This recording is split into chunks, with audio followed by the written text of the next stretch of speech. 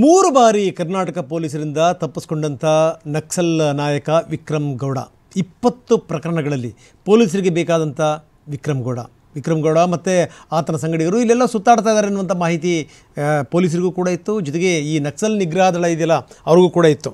ಅಂತೂ ಇಂತೂ ಇವರು ಈ ಸಾಮಾನು ಸರಂಜಾಮು ತೆಗೆದುಕೊಂಡು ಹೋಗಲಿಕ್ಕೆ, ದಿನಸಿ ವಸ್ತುಗಳನ್ನು ತೆಗೆದುಕೊಂಡು ಹೋಗಲಿಕ್ಕೆ ಬಂದಿದ್ದಾರೆ ಅನ್ನುವಂಥ ಖಚಿತವಾದಂಥ ಮಾಹಿತಿ ಗೊತ್ತಾಯಿತು. ಅದಾದಮೇಲೆ ಅಲ್ಲಿ ಎನ್ಕೌಂಟರ್ ನಡೆದೇ ಹೋಯಿತು. ಆ ಎನ್ಕೌಂಟರ್ನಲ್ಲಿ ವಿಕ್ರಮ್ ಸಾವನ್ನಪ್ಪಿದ್ದಾನೆ. ಈತನ ಹಿನ್ನೆಲೆ ಏನು? ಕೇರಳದಲ್ಲಿ ಈ ವಿಪರೀತವಾದಂಥ ಕಾರ್ಯಾಚರಣೆಗಳಾದ ಮೇಲೆ ಅಲ್ಲಿರೋ ಸೇಫ್ ಅಲ್ಲ ಅಂತ 3 ತಿಂಗಳ ಹಿಂದೆ ಕರ್ನಾಟಕಕ್ಕೆ ಬಂದಿದ್ರು ಅನ್ನುವಂಥ ಮಾಹಿತಿ ಇದೆ. ಈತನ ಹಿನ್ನೆಲೆ ಏನು? ಬನ್ನಿ ನೋಡೋಣ.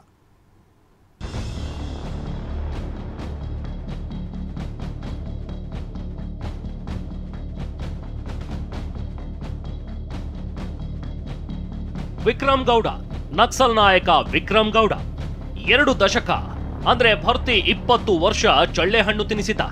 ನಕ್ಸಲ್ ನಿಗ್ರಹ ಪಡೆಗೆ ಬಹುದೊಡ್ಡ ಸವಾಲಾಗಿದ್ದವ ಎಎನ್ಎಫ್ ಗುಂಡೇಟಿಗೆ ಬಲಿಯಾಗಿದ್ದಾನೆ.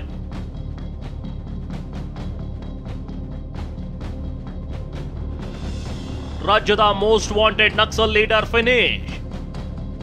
ಉಡುಪಿಯ ಕಬ್ಬಿನಾಲೆಯಲ್ಲಿ ವಿಕ್ರಮ್ ಗೌಡ ಎನ್ಕೌಂಟರ್.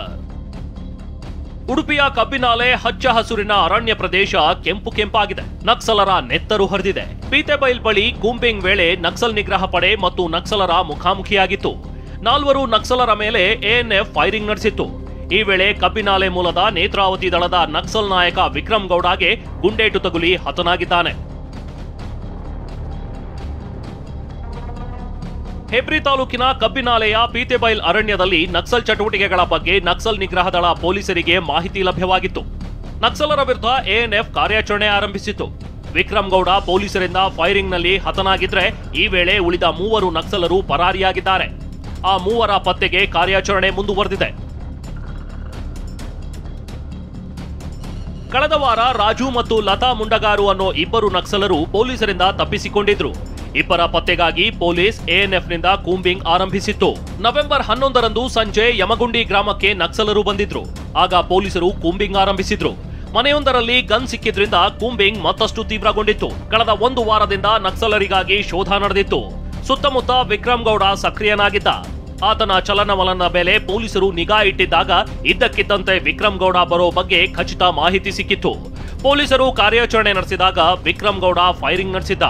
ಆಗ ಪ್ರತಿಯಾಗಿ ಪೊಲೀಸರು ಕೂಡ ನಕ್ಸಲರ ಮೇಲೆ ಫೈರಿಂಗ್ ಮಾಡಿದ್ರು. ಈ ವೇಳೆ ಪೊಲೀಸ್ ಎನ್ಕೌಂಟರ್ಗೆ ವಿಕ್ರಮ್ ಗೌಡ ಸಾವನ್ನಪ್ಪಿದ್ದಾನೆ. ಕಾಡಿನಲ್ಲಿ 3 ನಕ್ಸಲರು ಪರಾರಿಯಾಗಿದ್ದು ಕಾರ್ಯಾಚರಣೆ ಮುಂದುವರೆದಿದೆ.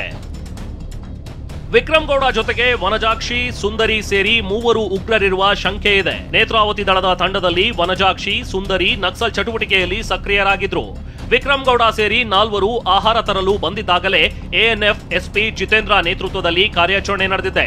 ತಪ್ಪಿಸಿಕೊಂಡಿರುವ 3 ಉಗ್ರರಿಗಾಗಿ ಕಬ್ಬಿನಾಲೆ ಅರಣ್ಯ ಪ್ರದೇಶದಲ್ಲಿ ನಕ್ಸಲ್ ನಿಗ್ರಹ ದಳದ 20 ಸಿಬ್ಬಂದಿ ಶೋಧ ಕಾರ್ಯ ಮುಂದುವರೆಸಿದ್ದಾರೆ.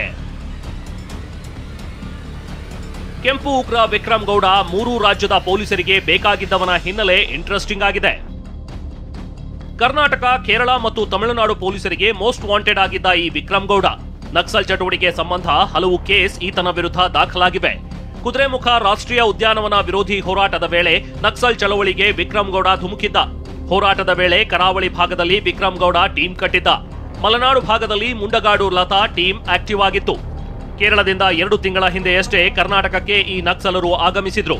ಕಸ್ತೂರಿ ರಂಗನ್ ವರದಿ, ಅರಣ್ಯ ಒತ್ತುವರಿ ತೆರವು ಸಂಬಂಧ ಚಿಕ್ಕಮಗಳೂರು ಹಾಗೂ ಉಡುಪಿ ಭಾಗದಲ್ಲಿ ನಕ್ಸಲರು ಸಭೆ ನಡೆಸ್ತಾ ಇದ್ರು.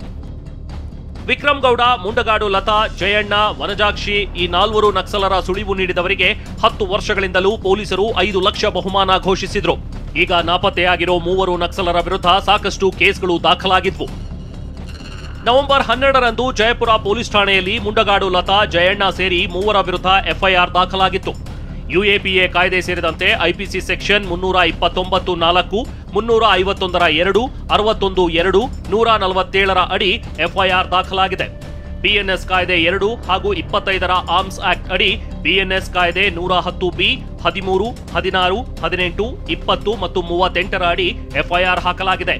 ನಕ್ಸಲರು ಬಂದಿದ್ದ ಸ್ಥಳದಲ್ಲಿ 3 ಎಸ್ಬಿಎಂಎಲ್ ಬಂದೂಕು, ಮದ್ದುಗುಂಡು ಪತ್ತೆಯಾಗಿವೆ. ಕೊಪ್ಪ ತಾಲೂಕಿನ ಕಡೆಗುಂಡಿ ಗ್ರಾಮದ ಸುಬ್ಬೇಗೌಡ ಮನೆಗೆ ಬಂದಿದ್ದ ಶಸ್ತ್ರಸಜ್ಜಿತ ನಕ್ಸಲರು ಈಗ ಕಡೆಗುಂಡಿ ನಿರ್ಜನ ಪ್ರದೇಶದಲ್ಲೇ ಪರಾರಿಯಾಗಿದ್ದಾರೆ. ಕಬ್ಬಿನಾಲೆ ಅರಣ್ಯದಲ್ಲಿ ನಕ್ಸಲ್ ಎನ್ಕೌಂಟರ್ಗೆ ಸಂಬಂಧಪಟ್ಟಂತೆ ಗೃಹ ಸಚಿವ ಜಿ ಪರಮೇಶ್ವರ್ ಬೆಂಗಳೂರಿನಲ್ಲಿ ಪ್ರತಿಕ್ರಿಯಿಸಿ, ನಿನ್ನೆ ಸಂಜೆ ವಿಕ್ರಮ್ ಗೌಡ ಎನ್ಕೌಂಟರ್ ಆಗಿದೆ, ಆ ಭಾಗದಲ್ಲಿ ಕೂಂಬಿಂಗ್ ಮುಂದುವರೆದಿದೆ ಎಂದಿದ್ದಾರೆ.